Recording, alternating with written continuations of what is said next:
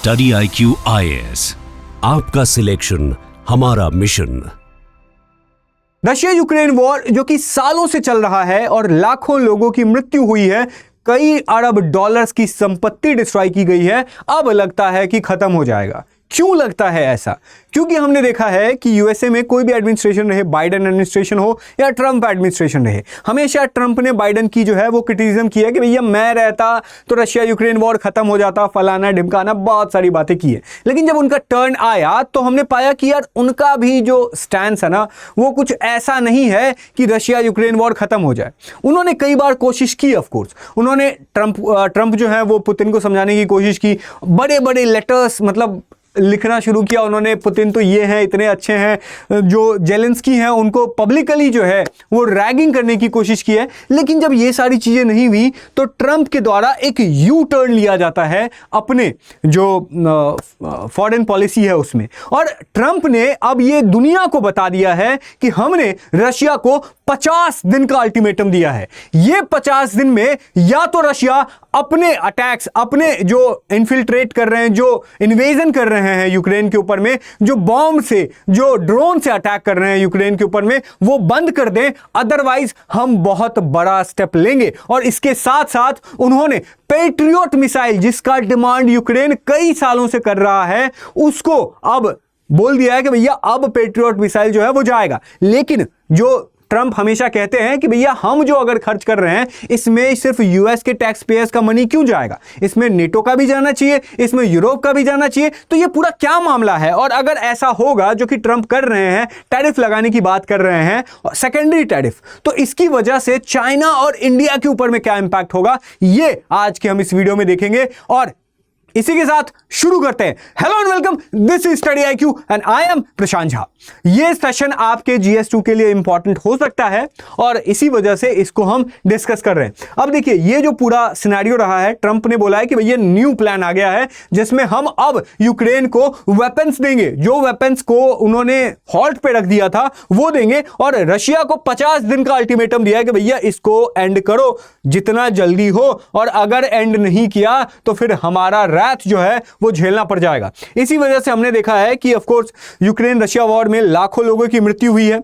Trump ने भाई कई बार कैंपेन भी किया है कि मतलब बहुत सारी चीज़ों को के बारे में उन्होंने बताया है कि इसमें रशिया की गलती है, यूक्रेन की गलती है, वो सब आएंगे। पर उससे पहले आपको मैं बता दूं कि ये टेलीग्राम चैनल है, इस टेलीग्राम चैनल पे आपको यूपीएससी से रिलेटेड अपडेट्स मिल जाएंगे। जो स्टडी IQ आरंभ जैसा इनिशिएटिव हमने शुरू किया है जो कि फाउंडेशन स्ट्रॉन्ग करेगा, जो यूपीएससी प्रिपरेशन को शुरू करना चाहते हैं तो उसके जो भी लेक्चर्स होते हैं उसका PPT, नोट्स, सब कुछ यहां पे आपको मिल जाएगा। सारे मेरे जो भी लेक्चर्स होंगे उस सब के PPT PDF यहां पे आपको अवेलेबल करा दिया जाएगा। तो आप जाइए, इस चैनल को ज्वाइन कीजिए, और यहां पे हम कम्युनिकेट भी कर सकते हैं, डिस्कशंस भी कर सकते हैं, बहुत सारी चीजें यहां पे आपको मिल जाएंगी।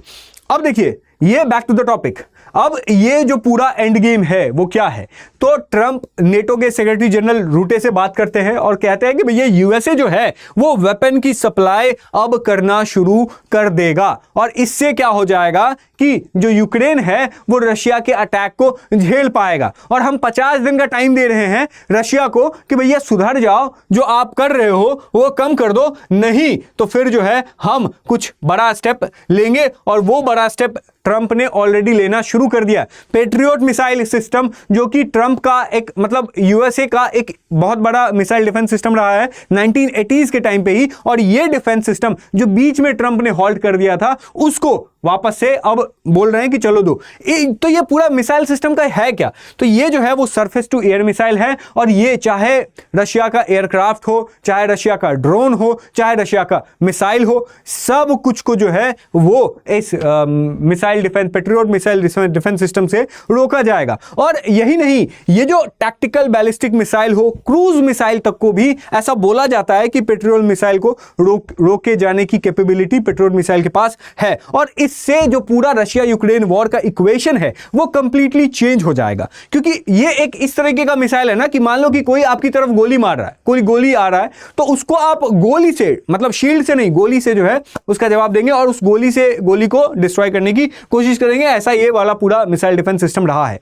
अब इसकी वजह से यूक्रेन का जो अपर हैंड है वो हो सकता है। उसके बाद ये जो पेट्रियट मिसाइल डिफेंस सिस्टम है, आप बोलोगे कि यार एक बात बताओ, ये जो मिसाइल डिफेंस सिस्टम है ये अगर यूएसए देगा, ट्रंप दे रहा है, तो क्या फ्री में दे रहा है? देखो फ्री में नहीं दे रहा है। अब पहले टैक्स पेयर किसके पैसे लगते थे? यूएसए के लोगों के पैसे लगते थे। अब ये कह रहा है नेटो एलाइज जो हैं, जो नेटो को हमेशा डोनाल्ड ट्रंप क्रिटिसाइज करते रहे हैं कि जो यूरोप है वो अपना डिफेंस एक्सपेंडिचर नहीं बढ़ा रही है, तो इसी वजह से वो लोग भी कह रहे थे कि ऑफ कोर्स बढ़ाओ बढ़ाओ बढ़ाओ। और अब जाकर के ऐसा बोला गया है कि जो नेटो एलाइज है जैसे जर्मनी, यूके, कनाडा, ठीक है, और जो नॉर्डिक स्टेट्स हैं, वो अब क्या कह रहे हैं कि एक उन्होंने मैकेनिज्म बनाया है, जिस मैकेनिज्म पे ट्रंप का ये बयान भी आता है कि हम जो दे रहे हैं उसका 100% जो पैसा है वो यूरोप देंगे। मतलब क्या है?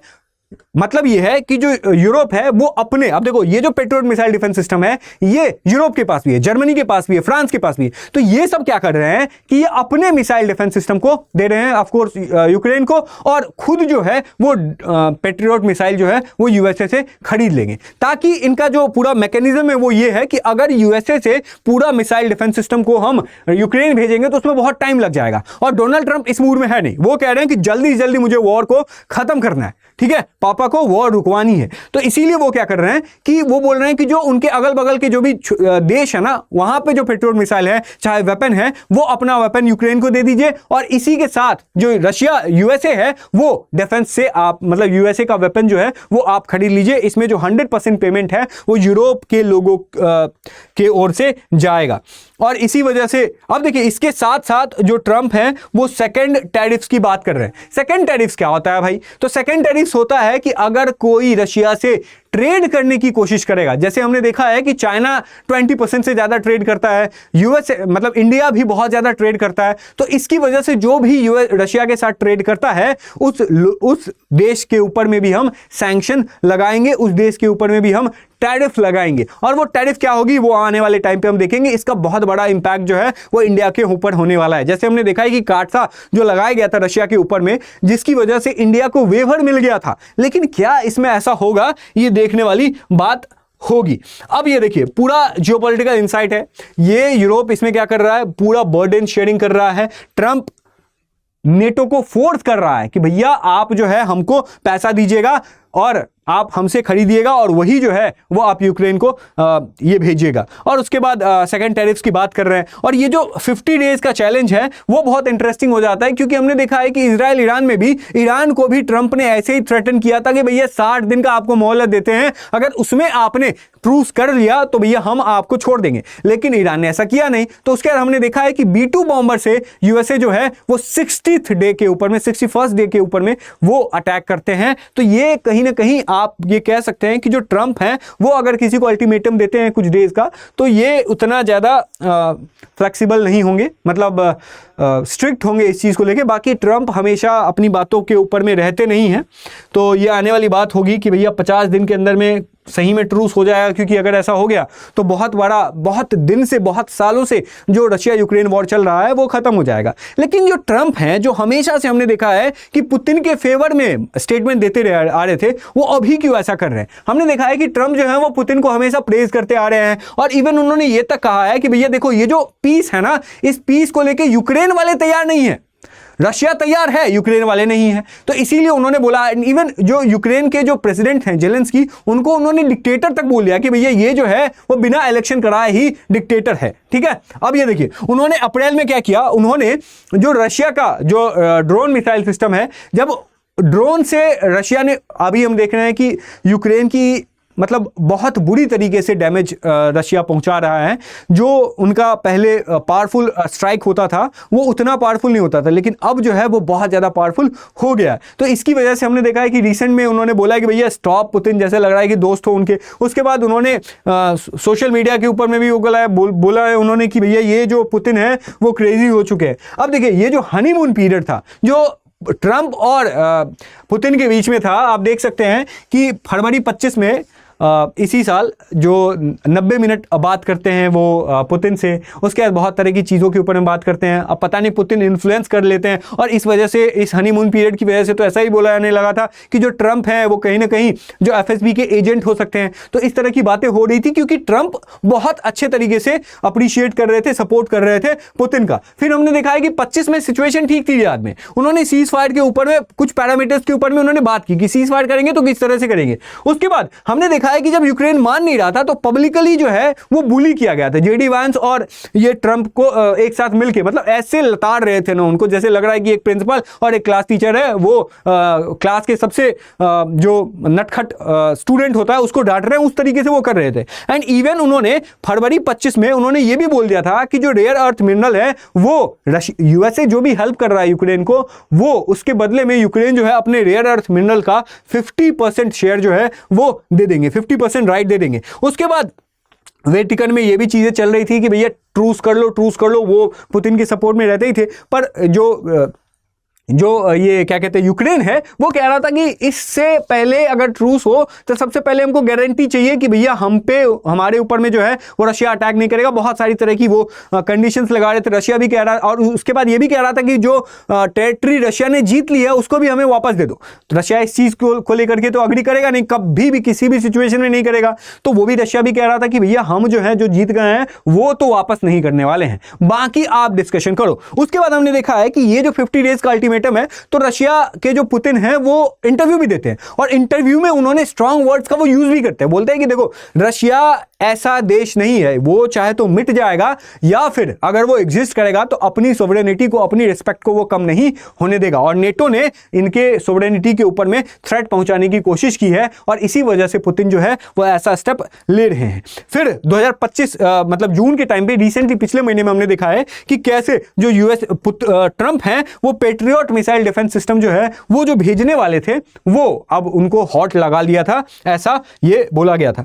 तो ये जो पूरा हनीमून पीरियड है, अब इससे हनीमून पीरियड ब्रेक हो गया। अब जो ट्रंप हैं वो वापस यू टर्न ले रहे हैं और वो वही काम कर रहे हैं जो ऑलरेडी बाइडेन करते आ रहे थे। क्या करते आ रहे थे? तो भैया वेपन सप्लाई करो यूक्रेन को, जो सैंक्शंस लगाओ रशिया के ऊपर में, टैरिफ्स लगाओ रशिया के ऊपर में। और ट्रंप जो है वो कहते भी हैं कि भैया हम जो है टैरिफ से बहुत सारी काम कर लेते हैं। जैसे उन्होंने हिंट किया है इंडिया पाकिस्तान वॉर को रुकवाने के लिए उन्होंने टैरिफ का यूज किया है, जिसको ऑफकोर्स इंडिया के द्वारा रिजेक्ट करता आया है इंडिया इसके ऊपर में। तो टैरिफ का नाम वो हमेशा हर जगह लेते हैं और इस जगह भी उन्होंने लिया है। लेकिन अब ये सिचुएशन क्यों हो गया ऐसा? क्यों ऐसा है कि जो यूक्रेन है अब इस हालात में पहुंच गया है कि अब एक भी हिट जो है वो रशिया का वो झेल नहीं सकता है? रीजन जानते हैं क्या है? रीजन ये है कि देखो जो डैमेज रशिया के द्वारा पहुंचाया गया वो $176 का पहुंचाया गया है, मतलब डायरेक्टली, और उसको रिकवर करने के लिए आने वाले 10 सालों में $524 बिलियन जो है वो यूक्रेन को खर्च करना पड़ जाएगा। और अगर हम इस डैमेज को कंपेयर करें तो आप देख सकते हैं कि जो ग्रीस का 70% इकोनॉमी है वो $176 बिलियन है, उसके डेनमार्क से। और एक इंटरेस्टिंग चीज आपको बताता हूं, ये देख लीजिए, ये बहुत एक चार्ट है अलग अलग कंट्रीज का, आप देख सकते हैं पॉज करके कि भैया ये जो पूरा सिनेरियो है इसमें आप देखेंगे कि जो पाकिस्तान का जीडीपी है ना 300-350 बिलियन डॉलर का है, तो उससे कहीं ज्यादा लॉस जो है वो यूक्रेन झेल चुका है। मतलब यूक्रेन के पास अब कोई ऑप्शन ही नहीं है ट्रूस करने का, क्योंकि उसके पास जितना कुछ था वो झेल चुका है। वो 10 साल पीछे जा चुका है और 10 साल के अंदर में अगर उसको कोई हेल्प नहीं किया गया यूरोप के द्वारा, यूएसए के द्वारा, तो यूक्रेन जो है वो अफ्रीकन कंट्रीज की तरह हो जाएगा, बिखर जाएगा, टूट जाएगा। और सोचिए कि अगर ऐसा सिचुएशन इंडिया पाकिस्तान के वॉर में पाकिस्तान के साथ होता, इतना अगर डैमेज इंडिया ने पहुंचा दिया होता, तो पाकिस्तान जो ऑलरेडी एक फेल्ड स्टेट है वो कैसे मैनेज कर पाता।